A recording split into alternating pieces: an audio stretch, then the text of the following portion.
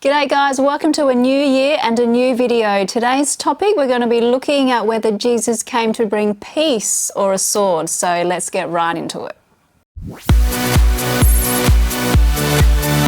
In Matthew chapter 10 verse 34, Jesus says, "Do not think that I have come to bring peace on earth.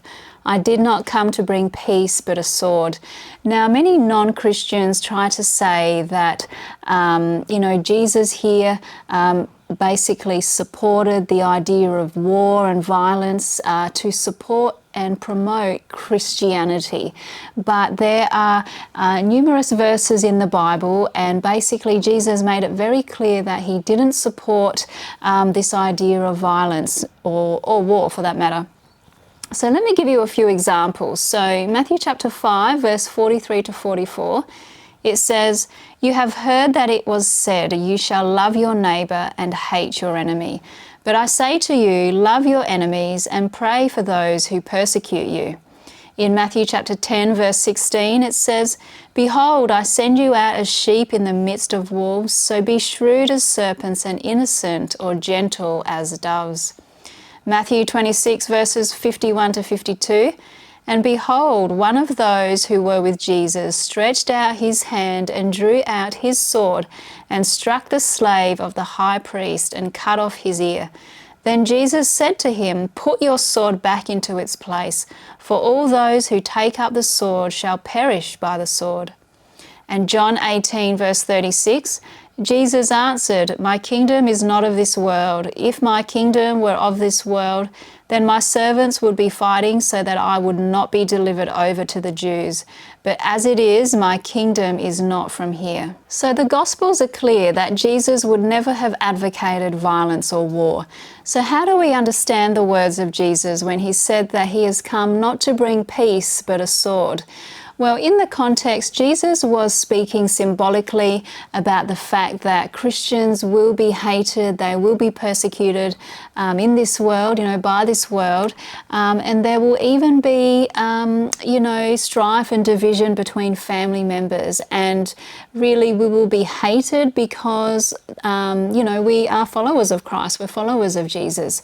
Now, if we were to look at Matthew chapter 10 as a whole, we can see that Jesus appoints his 12 apostles. He sends them out to, preach the kingdom, and he warns them that they will be, persecuted, they will be rejected.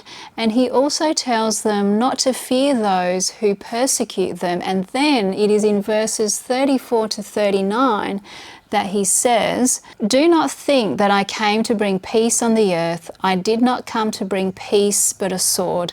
For I came to set a man against his father, and a daughter against her mother, and a daughter-in-law against her mother-in-law, and a man's enemies will be the members of his household.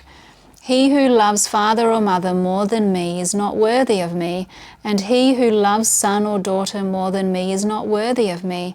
And he who does not take his cross and follow after me is not worthy of me. He who has found his life will lose it, and he who has lost his life for my sake will find it." It's amazing to think that if you were sitting around the dinner table with your whole family, that you could bring up Buddha or you could bring up Muhammad and nobody would really care. Nobody would really get upset about it. They may throw some opinions here and there, but nobody would really care. But if you were to bring up Jesus or God and talk about the church, it's then that people will start to get upset. They might even leave the dinner table because they don't want to hear about it.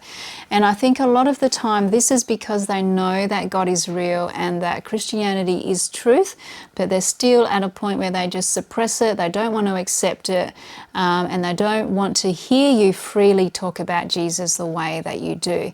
Now, a good illustration of this in the Bible, family tension or strife, is, David and Jonathan. Now, David is a type of Christ, and Jonathan chose to be loyal to David over his own father, Saul. Now, Saul knew that God had chosen David to be king, and really he was angry about this. And basically, because Jonathan was so loyal to David, Saul tried to kill him. He threw a spear at him, and he tried to basically kill his own son. So you can see that there's even strife and, tension, division, even in the Bible. So when you're in an argument with your family because of Jesus, and even though it might hurt and it might be painful, just remember how Jonathan must have felt. Imagine having your own father try to kill you.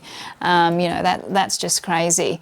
The other thing that we need to remember is, even though if we were to go through these hard, difficult times with our families and feeling as though they reject us, or, we're being persecuted by them, we have to remember and think about the cross as well. Now, when Jesus was being led away to be crucified, obviously he went through a lot of things. He was mocked, he was beaten, he was spat upon, he was stripped naked, his beard was plucked out, and he was crucified for everyone to see. But even in the midst of that very moment, Jesus prayed for them all and said, Father, forgive them, for they know not what they do. So even in all that excruciating pain that he must have been going through, and all that terrible things that he'd had to, live through, he still was thinking about those people that were doing the very, crucifixion to him. He was still thinking about them, and he was, praying for them. So how much more should we be praying for our own families, even when they reject us, even when they hurt us?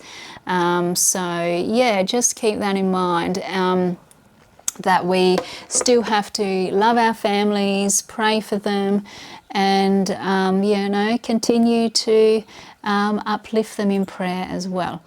Anyway, I hope you've enjoyed this video. If you have, please leave me a comment below. I'd love to know your thoughts. Thanks so much for watching, and you'll see me again in my next video. Bye-bye.